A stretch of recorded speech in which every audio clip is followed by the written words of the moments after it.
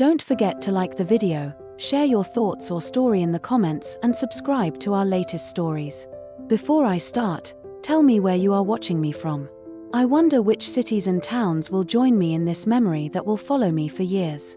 I still remember the evening it all began, as clearly as if it were painted on the inside of my mind. It was one of those late autumn nights when the wind carries a chill that makes you pull your coat tighter, but at the same time, it makes you feel alive. The sky was overcast, heavy with clouds, and the streetlights cast a golden glow that flickered on the wet pavement. I hadn't planned for anything unusual to happen that night. In fact, if you had asked me then, I would have said it was going to be an ordinary evening, quiet and predictable, but life has a way of surprising us when we least expect it. He had always struck me as a man who wanted simplicity. That was how I described him to my friends: steady, calm, never asking for more than the basics of life. He was my neighbor, though not the kind of neighbor you chat with over the fence about gardening. He was private, almost guarded, but there was a gentleness about him that I noticed from the very first time we met. His name was Daniel. He had a way of speaking softly, like every word had been measured before it left his lips. That evening, I had run into him outside. I was carrying a bag of groceries, fumbling with the keys, and the paper bag tore right in the middle of the stairwell. Apples rolled everywhere, one of them bouncing down 2 steps before stopping at his feet. He bent down, picked it up, and smiled as he handed it back to me. "Seems like you've had a long day," he said, his voice carrying both amusement and kindness. I laughed nervously. "You could say that. These stairs have a personal grudge against me." He offered to help carry the rest of the bag up, and though I tried to decline at first, because I didn't want to impose, he insisted gently. By the time we reached my door, I found myself oddly grateful for his company, even if it had been only a short climb up the steps. Something about the way he lingered, as if waiting for me to say something more, sparked a little curiosity inside me. I invited him in for tea. It wasn't something I normally did, especially not at that hour, but the words slipped out of my mouth before I even thought them through. He hesitated, then gave a small nod. "Tea sounds good." Inside, the house was warm, the faint smell of cinnamon still hanging in the air from a candle I had lit earlier. I remember how he looked around, not in the way of someone judging, but more like someone soaking in every detail carefully. I busied myself in the kitchen, boiling water, trying not to overthink why I suddenly felt nervous. It wasn't a romantic nervousness, it was something else. A sense that I was stepping into a moment I hadn't planned, but one that mattered. We sat at the small wooden table by the window, cups steaming in our hands. Outside, the rain had begun, tapping against the glass in a steady rhythm. He talked about his day, about how he had been fixing an old radio that wouldn't catch any station anymore. "I like simple things," he said, stirring the tea absent-mindedly. "Things that don't ask for much, just a little patience."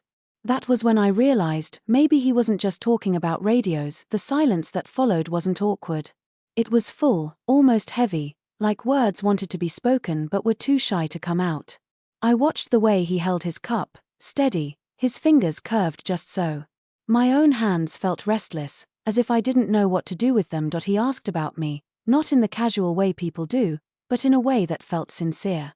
Where I had grown up, what I missed most from my younger years, what I thought about when the house was too quiet. I found myself answering more honestly than I had expected. I told him about my love for books, about the nights I stayed up late reading under a lamp, about how sometimes the quietness of living alone could feel both comforting and unbearable at once. He listened.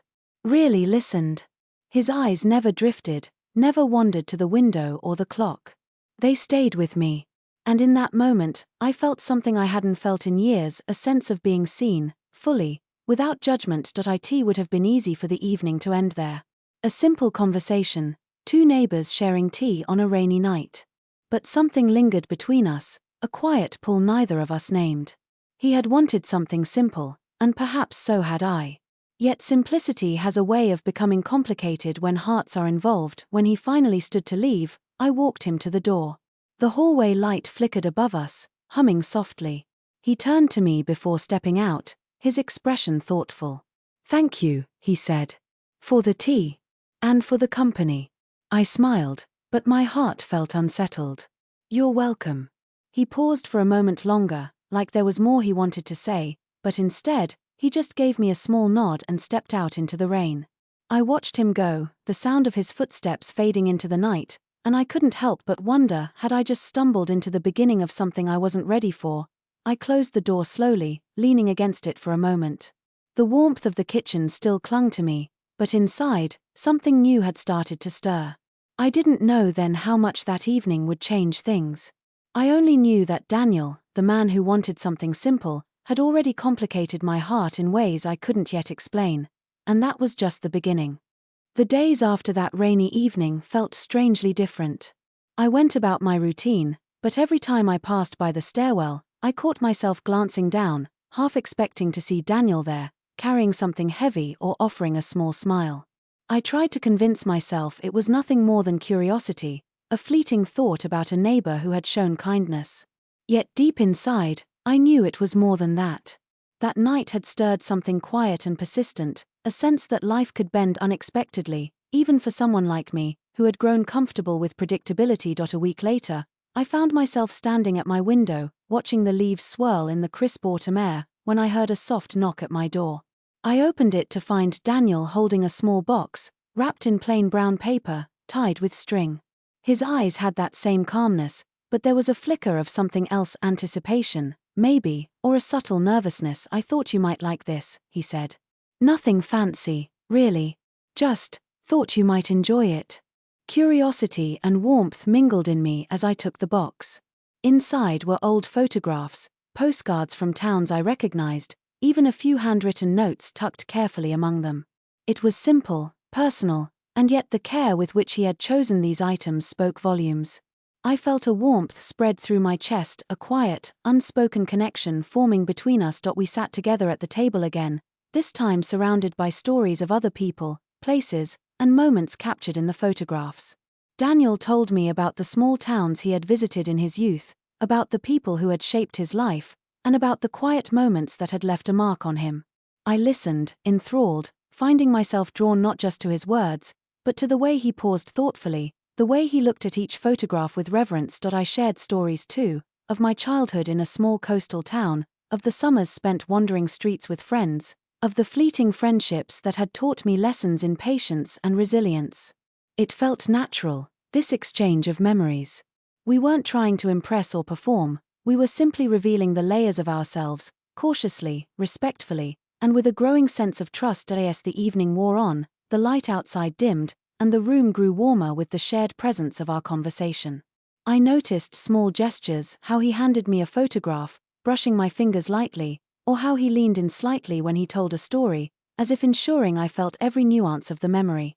There was an intimacy to the moment, not of romance, but of genuine connection. It was rare, this feeling, and I felt both privileged and humbled to experience it. Then came the part one hadn't anticipated. Daniel paused, holding a photograph of a quiet street lined with autumn trees, similar to the one outside my window. He looked at me, his expression uncharacteristically serious. "I don't usually do this," he said softly. "But I feel like, sometimes we wait too long to notice the moments that matter. The ones that could make life a little richer if we just step into them." I felt my heart skip. There was no pressure in his words, no expectation, just honesty. "I know what you mean," I replied, my voice quieter than I intended. "It's easy to overlook the small things, isn't it?" "Yes," he said, a gentle smile returning to his lips. "And sometimes the small things are everything." The room fell into a companionable silence. I watched him, really watched him, noticing the faint lines around his eyes, the careful way he placed the photograph back in the box, and the calm steadiness he carried even in the quietest moments. There was a comfort in his presence, yes, but also a subtle tension, a realization that these simple interactions were more significant than either of us had anticipated. Before I knew it, several hours had passed. The rain outside had turned to a light drizzle, and the soft sound against the windows felt like a gentle punctuation to our evening. Daniel stood to leave, but this time, our goodbye lingered. He didn't rush away. Instead, he offered a quiet, "I hope we can do this again," and for the first time, I saw a vulnerability there, a silent invitation to continue something neither of us fully understood yet. I closed the door behind him and leaned against it, letting the box of photographs rest against my chest. My mind was spinning, not with confusion or doubt, but with a gentle awe at how life could take a seemingly ordinary moment and fold it into something deeply meaningful. Daniel had come to my doorstep wanting something simple, and yet, in the quiet unfolding of an evening, he had sparked a complexity of emotion that was both surprising and profoundly moving that I didn't know where it would lead, or if it would lead anywhere at all. But as I looked around my small living room, the photographs catching the soft light of the lamp, I realized something important. Sometimes, the people who enter your life quietly, who ask for little but give so much in return, are the ones who leave the deepest impressions. And that evening, in the quiet of my home, Daniel had done just that. The simple act of sharing, of being present, of listening, not for the sake of politeness, but for understanding, had transformed a fleeting encounter into something that would linger with me for years. I felt a sense of gratitude, yes, but also a subtle anticipation, a quiet excitement for what might come next, and I knew, with a certainty that surprised me, that this story, our story, was only just beginning. The days that followed were a delicate dance of anticipation and restraint. Daniel and I began to settle into an unspoken rhythm, our interactions brief at first, sometimes limited to a smile in the hallway or a shared nod in passing, but every encounter carried the weight of something unspoken, something quietly building. I found myself replaying our conversations, the laughter we shared over small anecdotes, the moments of silence that had felt so full. There was a subtle tension in the air, not uncomfortable, but charged in a way that made the world seem sharper, more vibrant. One afternoon, I received a note slipped under my door. His handwriting was neat, careful, and I could almost feel the thought he had put into each letter. I was thinking, it began, about the photographs, the stories, and how fleeting these moments are. Would you like to take a walk with me tomorrow? Just a quiet walk. I hesitated for a moment, then smiled. There was something about the simplicity of his request, paired with the sincerity that underpinned it, that made me want to say yes immediately. The next day, we met in the small park near my apartment. The leaves had turned fiery shades of orange and red, crunching softly underfoot as we walked side by side. There was no rush, no agenda, just two people sharing time, sharing presence.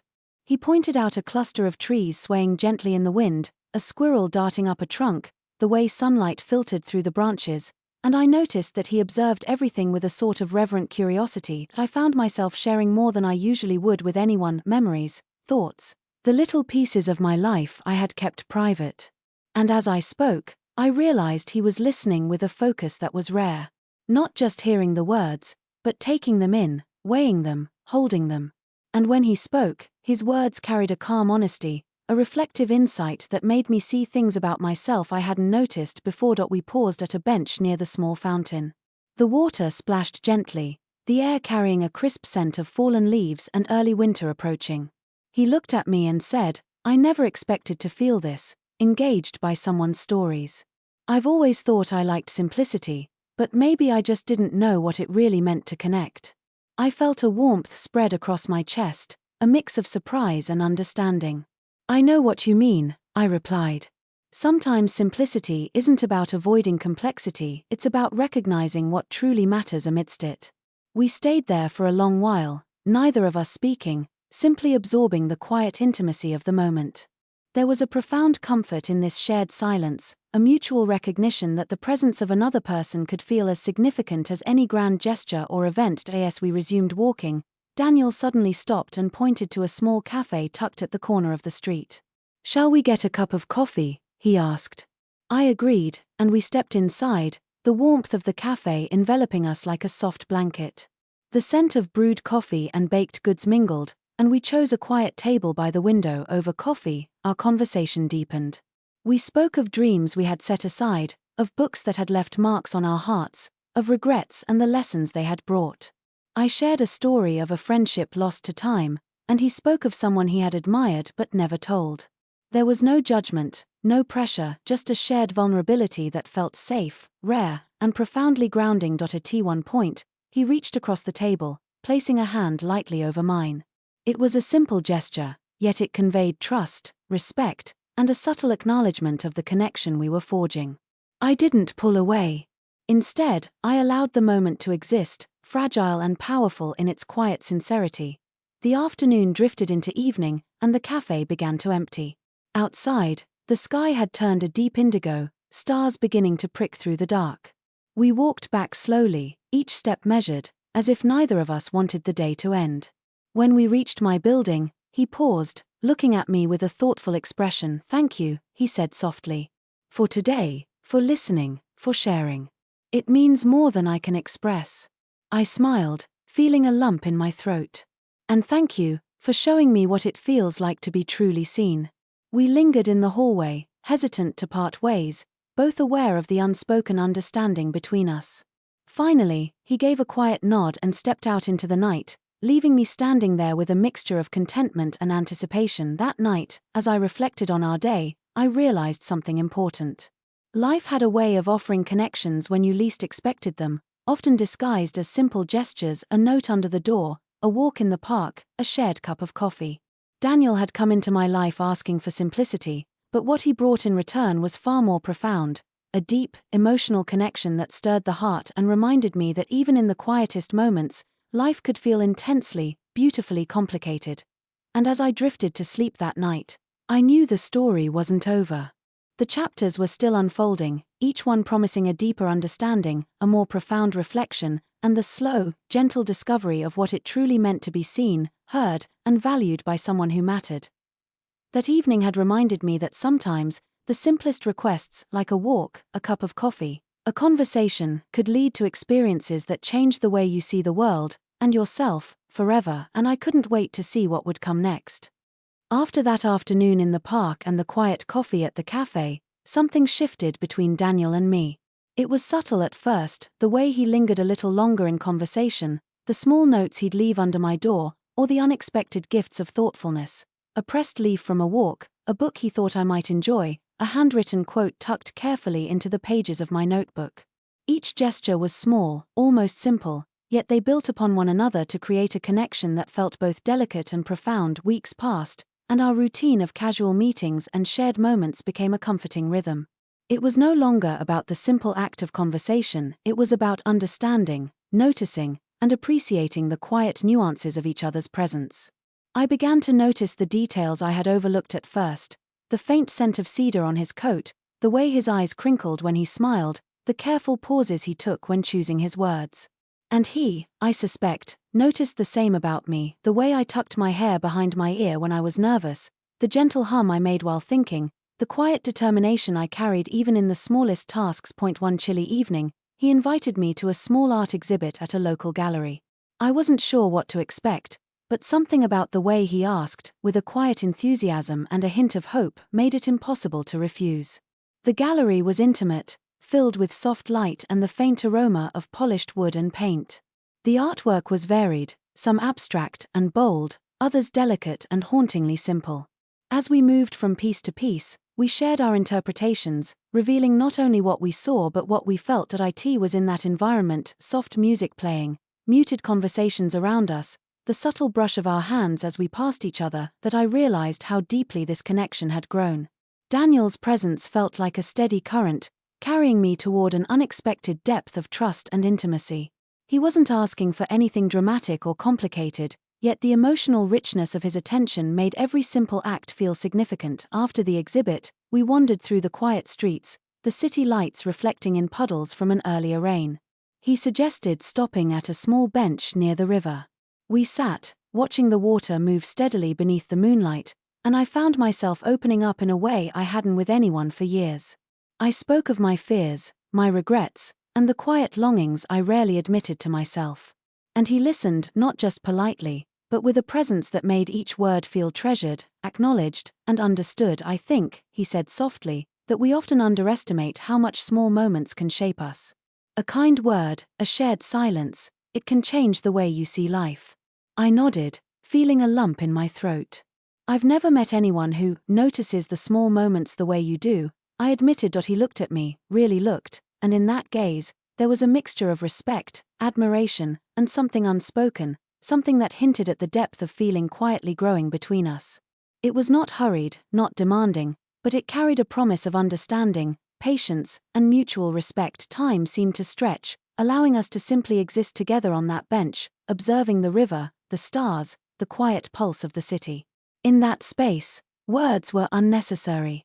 Presence alone conveyed more than speech ever could. And yet, the simplicity of the moment held a weight of emotional complexity that neither of us had anticipated. When the night drew on, we walked back slowly, reluctant to break the spell of the evening. At my door, he paused.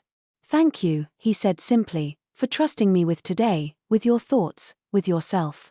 "I should be the one thanking you," I replied. "For showing me that someone can care deeply without demanding or rushing. For making me feel seen." His smile was quiet but full of warmth. He hesitated, then reached out to gently touch my hand, not in haste, not in expectation, but in a gesture that conveyed connection, sincerity, and respect. I didn't pull away. Instead, I allowed the touch, small as it was, to linger, anchoring the unspoken understanding between us. As he walked away that night, I felt a profound sense of reflection settle over me. Daniel had come into my life wanting something simple, and yet, through patience, presence, and quiet attentiveness, he had introduced a depth of emotion I had not anticipated. The simplicity of his requests had unfolded into a complexity of heart, showing me that connection is rarely about grand gestures or dramatic turns. It is about noticing, listening, and honoring the small, precious moments that make life meaningful. In the weeks and months that followed, I realized that life's most significant experiences often begin quietly, almost imperceptibly, in the ordinary. And Daniel, steadfast, thoughtful, gentle, had taught me that simplicity, when approached with sincerity and care, could become profoundly, beautifully complicated. I often think back to that first rainy evening, to the bag of groceries, the spilled apples, the tea we shared. That simple start had led to a journey of mutual respect, emotional discovery, and a connection that would stay with me forever. It wasn't about dramatic declarations or intense moments, it was about being present, being understood, and being quietly cherished. And in that understanding, I discovered a truth that stayed with me. Sometimes, the simplest things in life are the most transformative, and the people who come seeking little can end up giving you everything that truly matters. The story of Daniel and me was no longer about simplicity alone, it was about depth, trust, and the gentle unfolding of hearts willing to be open, patient, and present. And I knew, without doubt, that our story would continue to grow in ways I had yet to imagine, forever shaped by the quiet, profound beauty of connection.